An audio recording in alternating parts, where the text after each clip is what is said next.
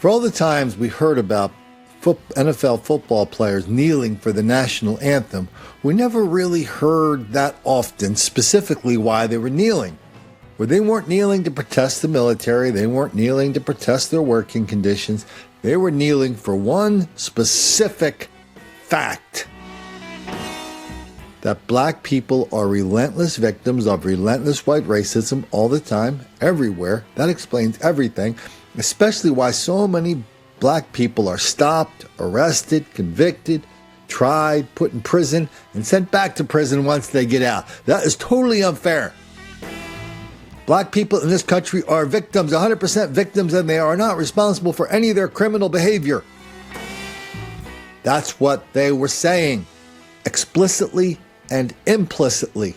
So you never heard any of the football players sit up there and go, yeah, well, I know the fellas are involved in a lot of violence against white people, but, they got a damn good reason for it. All right.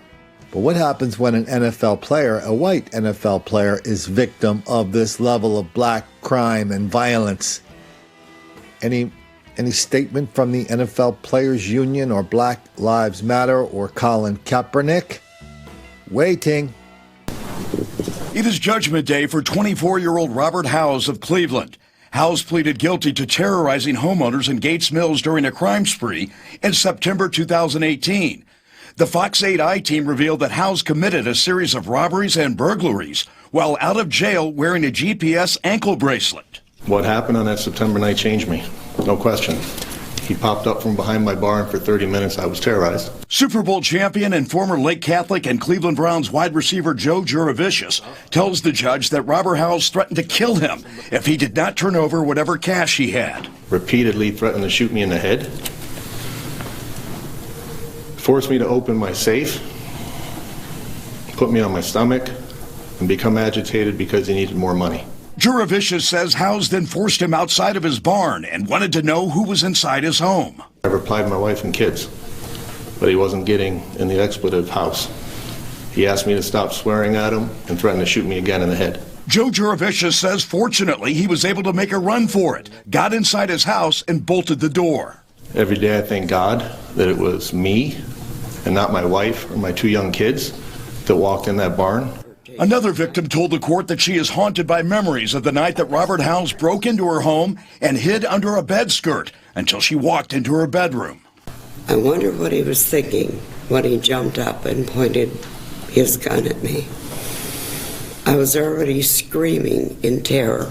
The hardest felon I'm not, never will, never been. Before sentencing, Robert Howes asked for leniency, calling his crimes mistakes that he made in the throes of a drug addiction. Other than a few fights in prison, I've never hurt anybody or anything in my life. I know what I did was wrong, but I didn't shoot, assault, or kill anybody in any way and never had any intention of doing so. Holding a gun to people's head and terrorizing them is not a mistake.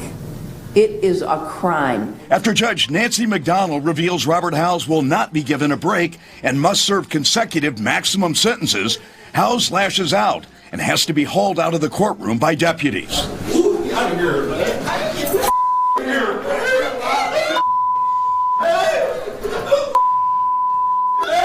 So my brother with the hat doesn't like it that the judge isn't buying his story, that he's a good person. He never would have hurt those people. He just had the gun for whatever reason. Please, sir, I want some more. We're supposed to take his word for it. And as for those two victims, well, they don't really matter, do they? He didn't kill them. They're lucky. They should be thankful he didn't kill them. Because getting pissed off that somebody put your family in a position where they could die, well, what's the use of that, since all that's going to do is make the black kids angry?